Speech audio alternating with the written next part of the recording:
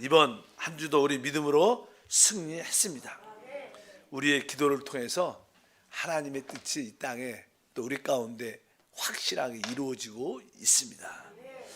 자, 오늘도 어제에 이어서 하나님의 그 생명을 우리 가운데 지속적으로 나누어주면 자연스럽게 우리 안에는 어떠한 은사, 어떤 기능들이 나타납니다. 우리는 그리스도의 몸입니다. 몸은 각자의 어떤 지체들로서 또 각 지체들은 자기의 가지고 있는 기능들이 있습니다. 그런 기능을 은사, 선물이라고 보통 말합니다. 그래서 이제 생명을 체험하고 공급받으면 우리 모든 지체들, 성도들에게 그냥 그런 은사가 나타나는데, 성령이 우리 안에 오실 때 은사를 주시죠. 다양한 은사를 주시는데, 은사가 이제 나타나고 그러려면 우리가 입을 열어 말을 해야 된다. 말을 하는 것이 참 중요합니다. 입을 열어 고백할 때, 선포할 때 바로 우리 안에 계신 성령의 역사가 중요하다. 그래서 이 고린도전서 12장에는 이제 다양한 은사에 대한 설명을 하면서 어제 읽었죠. 다시 한번 3절 말씀을 읽어보면, 그러나 내가 너에게 알리노니 하나님의 영으로 말하는 자는 누구든지 예수를 저주할 자라 하지 아니하고, 또 성령으로 아니하고는 누구든지 예수를 주시라 할 수 없느니라. 여기에서 하나님의 영으로 말하는 자는, 하나님의 영으로, 하나님의 성령께서 우리 영을 거듭나게 하시고 거듭난 우리 영 안에 하나님의 영, 성령이 오셨습니다. 우리 안에 계신 그 성령을 따라 말하는 게 사실 신앙생활의 핵심입니다. 그래서 우리 하나님 말씀하시는 하나님이시되 바로 우리 안에 계신 하나님의 영으로 우리가 말할 때, 여기 보니까 누구든지 예수를 저주할 자라 하지 아니한다니까, 이 우리 안에 계신 이 성령은 예수를 증거하고 예수를 높이는 영이에요. 우리가 올바른 하나님의 영을 받았나 안 받았나는 그 입술에서 예수 그리스도를 말하는가 말하지 않는가, 자기를 말하고 다른 것을 말하고, 이렇게 그런 건 다 이단이죠. 이단. 오직 이 우리 안에 계신 하나님의 영은 예수를 높이게 되어 있습니다. 그리고 뒤에 보니까 성령으로 아니하고는 누구든지 예수를 주시라 할 수 없다. 그러니까 우리가 예수가 주님이시다, 주 예수를 우리가 이게 부른다는 것은 사실 성령 안에서 있다는 거예요. 우리가 성령으로 말미암지 않고는 주 예수를 부를 수 있지 않습니다. 그래서 이게 구원받지 못한 사람, 또 귀신한테 악한 영에 붙잡힌 사람들은 한번 따라하세요. 구원받아야 됩니다. 주 예수. 못해요. 입을 못 열어. 예수란 이름을 잘 못합니다. 그래서 우리가 주 예수, 예수는 주시라, 이것은 여러분들이 성령 안에 있다는 의미고 성령을 통해서 말하고 있다는 뜻인 줄 믿습니다. 이것은 다 대부분 여기서 다 말하는 거죠. 하나님의 영으로 말하는 자, 성령으로 하지 않고는 예수를 주시라 할 수, 다 말하는 거죠. 말할 때 바로 우리 안에 그 성령의 은사가 나타나요. 아무것도 말하지 않으면 우리 안에 어떤 은사가 있을지라도 그것이 밖으로 표현되지 못합니다. 표출되지 못합니다. 그러나 여러분들이 입을 열어서 주를 말할 때 놀라운 역사가 함께할 줄 믿습니다. 그래서 가장 간단한 게 뭐예요? 주 예수. 어제 계시록에 또 거기 보니까 거기에 모든 24장로들과 네 생물들이 아멘, 할렐루야를 다 같이 외쳐요. 그래서 우리는 적어도 이 세 가지 단어, 주 예수, 아멘, 할렐루야, 이것을 진짜 많이 선포해야 됩니다. 그리고 실제로 여러분들이 기도할 때도 실제로 많이 주 예수, 뭐 다른 설명을 안 해도 그냥 주 예수, 또 아멘, 아멘, 아멘, 또 할렐루야, 할렐루야, 할렐루야, 이렇게만 해도 성령 충만해져요. 이런 것을 고백하는 게 얼마나 중요한지 모릅니다.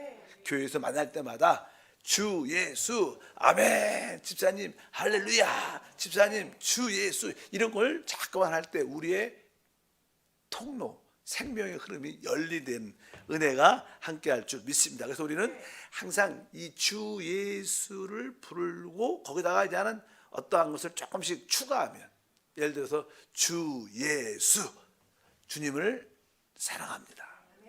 주님은 나의 생명입니다. 주 예수, 주님은 나의 위로고 주님은 나의 능력입니다. 이렇게 조금씩만 여러분들이 이 붙여서 말을 하면 그 흐름이 더 넘쳐날 수 있어요. 그러니까 주 예수, 주님 사랑합니다. 주 예수, 주님은 나의 생명, 나의 능력. 주 예수, 주님은 나의 위로가 되십니다.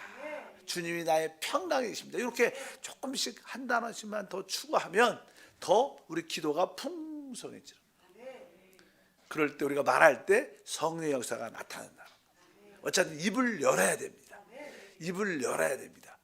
어제 1절에 세상 사람들, 우리도 구원받기 전에는 다 우상을 섬길 때 우상은 말을 못해요. 말 못하는 우상이죠. 그러니까 그 우상 앞에 쓴 사람들은 다 영적으로 벙어리가 돼서 더 침체되고 조용한 것 같지만 사실은 조용한 것은 죽은 자, 영적으로 죽은 자들. 어떤 교회에 갔는데 너무 조용하다. 그 교회는 사실 죽은 교회지. 죽은 교회지. 살아있는 교회가 아닙니다. 여러분도 우리 가정에서도 어떤 나이가 많은 부부가 있다. 요즘엔 그런 부부가 많죠. 그러면 별로 이렇게 할 얘기도 별로 없고 조용해요. 근데 아이가 태어나고 한두 살 있다. 그러면 집이 아주 시끌시끌하고 막 복잡하지만 거기 생기가 있잖아. 교회는 그렇게 산기가 있는 교회를 우리가 만들어야 될 줄 믿습니다. 그래서 우리가 주님을 말할 때 그것이 영적인 스위치가 되고 그럴 때 하나님의 생명이 흐른다. 말하는 것이 얼마나 중요한지 모릅니다. 말할 때, 주님을 말할 때 생명이 흐른다. 여기도 이미 전기가 다 어떻게 가설돼 있어요. 여기 전기 기구가 있다 그러면 스위치만 누르면 그 전기가 흐르죠. 스위치를 안 누르면 흐르지 않죠. 그러니까 우리의 영적인 스위치는 주님을 말하는 것이다. 그럴 때 생명의 흐름이 우리 가운데 나타날 줄 믿습니다. 그리고 나서 이제 성경으로 하나 더 보면 고린도전서 12장 4절과 6절 한번 읽으니까 은사는 여러 가지나 성령은 같고 직분은 여러 가지나 주는 같으며 또 사역은 여러 가지나 모든 것을 모든 사람 가운데 이루시는 하나님은 같으니. 여기도 다 삼위일체 하나님이 나오죠. 성령, 그다음에 주님, 그다음에 하나님. 그래서 여기에 뭐냐는 은사, 또 직분, 사역 이런 뜻이 있지만, 그러니까 우리가 쉽게 말하면 우리가 이렇게 말할 때 성령의 은사가 우리 안에 있는 성령의 은사가 기능이 나타나고 주님이 그 기능을 통하여 일하시고 하나님은 바로 우리를 향한 하나님의 뜻을 이루신다. 이 말을 쉽게 표현하면 그런 뜻입니다. 이 말이 되게 중요한 말이죠. 내가 입을 열어 말할 때 성령의 그 기능이 나타나고 성령의 은사가 나타나고 그래서 주님이 그것을 통하여 일하시고 하나님은 바로 하나님의 뜻을 그것을 통하여 이루신다. 이 뜻이 바로 그런 4절과 6절에 있는 말씀인 줄 믿습니다. 그래서 우리는 솔선수범해서 말하기를 힘써야 돼요. 그래서 저는 어쩌든지 여러분들이 서로 이렇게 모임을 갖고 양육할 때, 예배할 때 간증을 자꾸만 하라 그래요. 간증을. 그리고 지금은 우리 교회에 대한 13분의 장로님이 계신데 장로님들이 또 예배 때마다 이렇게 간증하시잖아요. 자꾸만 그런 간증들이 많아야 돼요. 또 더 좋으면 사실 이제는 성도들이 은혜 받은 것이 있고 제가 그리스도를 말하기를 원한다. 그래갖고 자발적으로 총목사한테 신청해서 한 2-3 사람 정도가 간증하면 좋죠. 또 너무 길게 하면 시간이 오래 걸리니까 한 명, 2분 정도까지 매주 이렇게 모일 때마다 또 수요 예배도 그렇게 간증을 자꾸 하다 보면 여러분 안에 또 간증하시는 분은 생명의 역사를 체험하게 돼 있어요. 또 여러분들끼리 모였을 때 지역 모임 또 기간 모임인데도 짧지만 자꾸만 입을 열어 말을 해야 돼요. 그래야지 성령의 은사가 나타나서 생명이 흐르게 되고 모든 것으로부터 자유케 되는 은혜와 축복이 함께할 줄 믿습니다. 우리 안에 성령의 역사가 있는데 성령은 바로 우리에게 다양한 어떠한 은사, 기능을 나타내 주십니다. 말할 때. 그래서 나는 그 은사에 대해서 나는 12장 7절에 이렇게 말하죠. 각 사람에게 성령을 나타내심은 유익하게 하려 하십니다. 여러 각 사람 안에 성령이 와 계셨고 성령이 여러분 말할 때 성령의 여러 가지 기능이 나타나는데 그것은 바로 유익을 주기 위해서. 이 우리 안에 있는 성령은요 사실 하나님의 이 건축을 위한 건축, 하나님의 집을 짓는 것입니다. 하나님의 집을 짓는 것은 우리가 먼저 그리스도와 한 영이 되고 우리 모든 지체들이 하나로 연결돼야 돼요. 우리가 하나님의 집을 짓는다는 것은 어떤 이제 기본적으로 재료가 있어야 돼요. 그렇다고 건축 재료들을 이 앞에다가 많이 쌓아둔다고 해서 집이 아니에요. 재료죠, 재료. 이 재료들을 서로 다 연결해야 돼요, 연결. 그래야지 하나의 건축이 되죠. 그러니까 마찬가지로 우리 개인은 다 하나의 하나님의 영적인 재료들이죠. 그래서 우리가 금이나 은이나 보석 같은 거로 우리가 성장하고 변화되는데 이제 그것이 어떻게 건축돼야 되는 거예요. 하나로 연결돼야 되는 거예요. 건축이라는 뜻은 하나로 연결된다는 뜻입니다. 바로 성령이 우리 안에서 하시는 일은 바로 우리를 영적으로 하나로 연결시키는 거예요. 그래서 교회에서 되게 중요한 것은 주님과 한 영을 넘어서 이제 우리 모든 지체들이 성도들이 하나가 될 때 진짜 그게 그리스도의 몸이 되고 하나님은 그것을 통하여 영광을 받으시고 하나님의 뜻과 목적을 이 땅에서 이루시는 줄 믿습니다. 그러면 이제 주님께서 우리에게 성령께서 다양한 은사를 아까 말씀하신 몸은 손가락은 손가락 기능이 있고 눈은 보는 기능이 있고 귀는 듣는 기능이 있고 이렇게 입은 말하는 기능이 있고 다양하게 발은 걷는 기능이 있고 이렇게 모든 기능이 다 다르죠. 똑같을 수가 없죠. 그래서 하나님은 그 사람 지체에 맞는 기능을 적어도 주셨어요.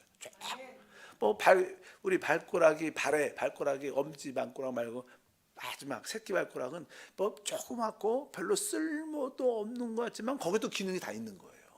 다 모든 지체에는 기능이 있는데 그 지체의 기능의 은사를 설명을 쭉 해요, 여기서. 그래서 이게 8절에 보니까 이제는 여기서는 적어도 9가지 은사를 설명을 합니다. 여기서 나오는 대부분의 은사들은 개인적인, 하나님 개인적으로 우리가 이러한 은사를 갖고 있죠. 다 갖고 있다는 게 아니라 그 중에 적어도 이런 은사들을 갖고 있다. 그래서 그 은사를 설명을 하는데 그래도 한번 읽어보겠습니다. 8절 보니까 어떤 사람에게는 성령으로 말미암아 지혜의 말씀을, 어떤 사람에게는 같은 성령을 따라 지식의 말씀을. 여기 그냥 순서가 9개 순서가 쭉 기록되어 있습니다. 첫 번째는 지혜의 말씀, 두 번째는 지식의 말씀, 또 맨 끝에는 8번째는 방언과 방언 통역을, 이런 얘기 쭉 있는데, 근데 여기서 그냥 순서라는 것은 이 고린도 전서의 핵심은 우리 모든 성도들이 어떻게 하나님의 집으로 하나로 연결되는가, 건축을 하기 위해서 가장 중요한 것을 말하는 거예요. 건축을 위해서 가장 중요한 은사 중에 하나는 지혜의 말씀이다. 지혜의 말씀을 저는 이게 무엇일까? 지혜의 말씀. 성경에 우리가 지난번에 공부했지만 그리스도가 하나님의 능력이고 그리스도가 하나님의 지혜입니다. 최고의 지혜는 우리 예수 그리스도입니다. 그래서 사도 바울은 나는 이제 내가 그동안 알고 있었던 모든 것을 다 배설물로 여기고 오직 그리스도를, 가장 고상한 그리스도를 내가 얻는 것이다. 최고의 고상한 지식은 그리스도다. 하나님의 비밀은 그리스도입니다. 여러분들이 그리스도를 아는 만큼 하나님을 아는 거예요. 사실 그리스도가 하나님이시니까. 그러니까 오늘 우리가 그래서 읽어보면 일단 24절과 3절에 써 있어요. 오직 부르심을 받은 자들에게는 유대인이나 헬라인이나 그리스도는 하나님의 능력이요 하나님의 지혜니라. 너희는 하나님으로부터 나서 그리스도 예수 안에 있고 예수는 하나님으로부터 나와서 우리에게 지혜와 의로움과 거룩함과 구원함이 되셨으니, 여기에 지혜라는 단어가 나와요. 그러니까 이 지혜가 누구라는 거예요? 그리스도라는 거예요. 그러니까 여러분들이 그리스도를 아는 그러한 은혜가 있어야 되는 거예요. 여러분들 그리스도를 많이 알수록 여러분들은 지혜의 말씀의 은사를 가진 거예요. 근데 나는 그리스도를 아는 것은 베드로도 주는 그리스도시요 고백해요. 근데 그것은 우리 주님이 그를 축복하셨죠. 그러면서 네 혈육으로, 네 인간의 지혜와 생각으로 아는 게 아니라는 거야. 하나님이 계시해 줘서 아는 거예요. 그리스도를 진짜 알고 믿어지고 깨달아지는 것은요, 영적인 눈이 열려야 되는 거예요. 하나님이 주셔야 돼요. 그건 내가 만들어내는, 사람이 만드는 것은 지식이죠. 우리 공부해서 배우는 거예요. 가르치면서 배우는 거예요. 그러나 하나님이 영 안에서 주신 것은 계시예요. 그러니까 지혜의 말씀의 은사는 계시를 통해서 온 거예요. 하나님 나의 영적인 눈을 열어주셔서 최고의 지혜인 그리스도를 알게 하소서.